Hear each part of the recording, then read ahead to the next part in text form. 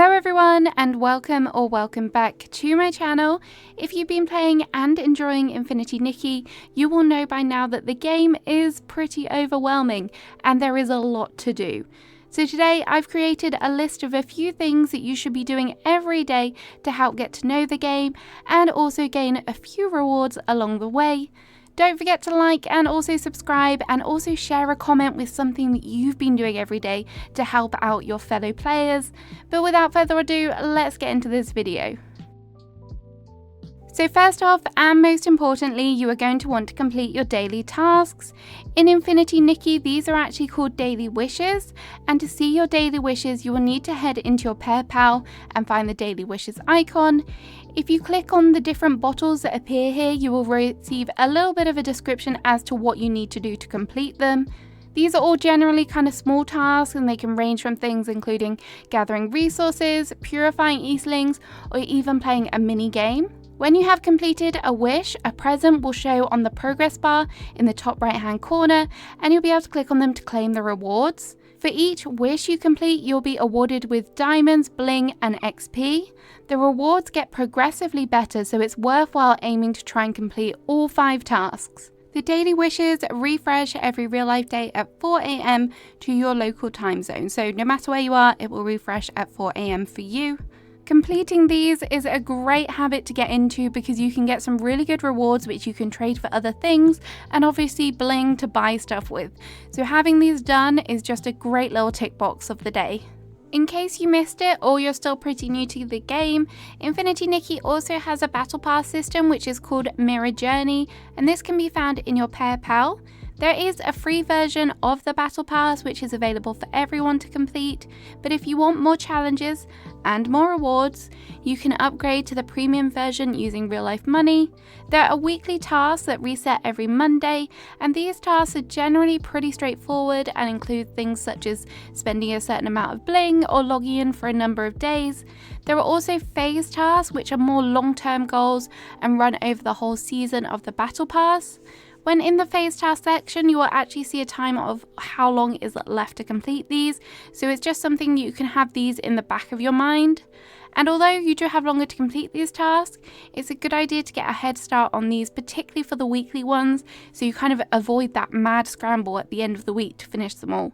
So not necessarily do you have to do them all in one day, but kind of spread it out and kind of maybe incorporate it into your daily gameplay. For number 3, we're going to talk about vital energy. This is a resource that regenerates over time. To see how much vital energy you have, you can view it in the top right of your map, and it also tells you how long is left until your next point is due. You will receive 1 point every 5 minutes until it maxes out at 350. In order not to waste your vital energy, it is important that you spend it. To spend this resource, you can head to any of the warp spires and visit one of the available realms. In total, there are 5 realms, and more of these will unlock as you progress through the story. The realm of escalation will allow you to trade collected items for blings and things such as threads of purity. The realm of nourishment is also for trading, but here you can trade items for insight, which is required to unlock things on the Heart of Infinity skill tree. In the realm of Eureka, you'll be able to earn equipable Eurekas through platforming challenges. In the realm of Dark, you will be able to defeat bosses to receive XP and certain crafting resources. And finally, the realm of Breakthrough, where you can fight enemies for unique crafting materials that have a weekly limit. You are also able to refill your vital energy faster using diamonds or energy crystals, but since you can kind of use these for pulls, I would kind of avoid that personally. Either way, don't let this cap out for too long, and in order to do that, you should be spending these daily and visiting the realms to try and prevent that. Next up, you will need to check the events page. Here there are a number of different banners which can give you certain rewards, and some of these are for a limited time only. These are mainly login bonuses, but the rewards can include crystals, so definitely do not miss out on these.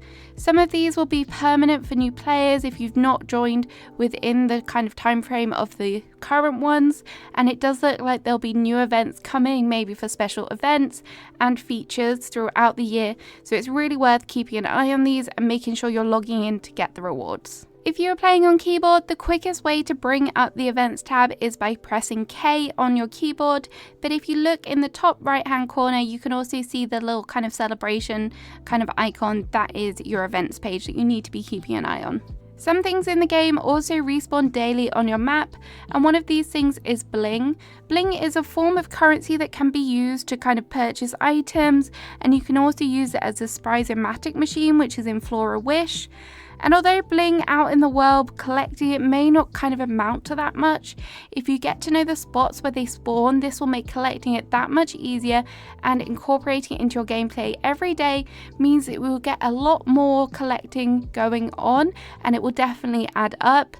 And that of course means more goes on the Sprizomatic. So that is a win-win really.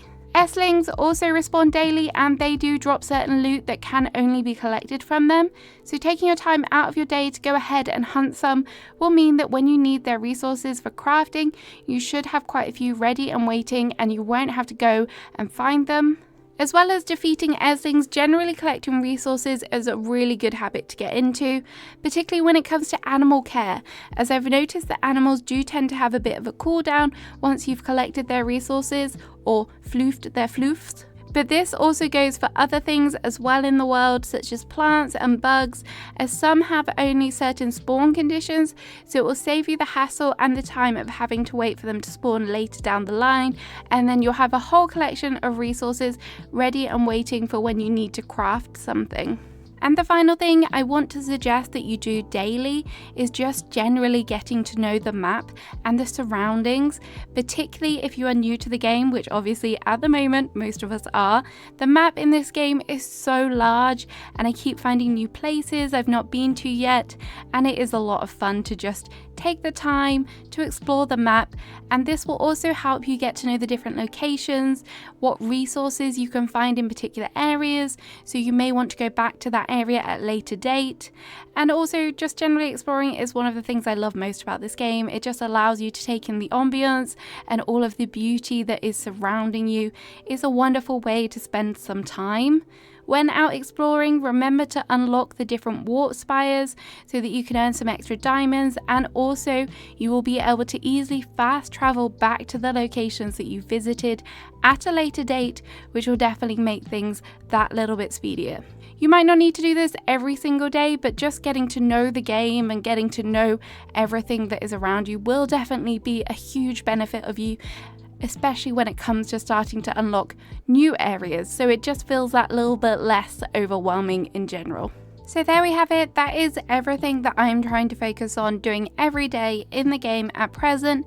I'm sure new things will come on as the game progresses, but I hope this makes things a little bit more manageable for you, especially early on, because there is a lot to take in, a lot to learn. If you have any questions, feel free to leave them in the comments. I will do my best to answer them for you. Have a great rest of your day. Enjoy playing with Nikki, and I'll see you again soon with another video.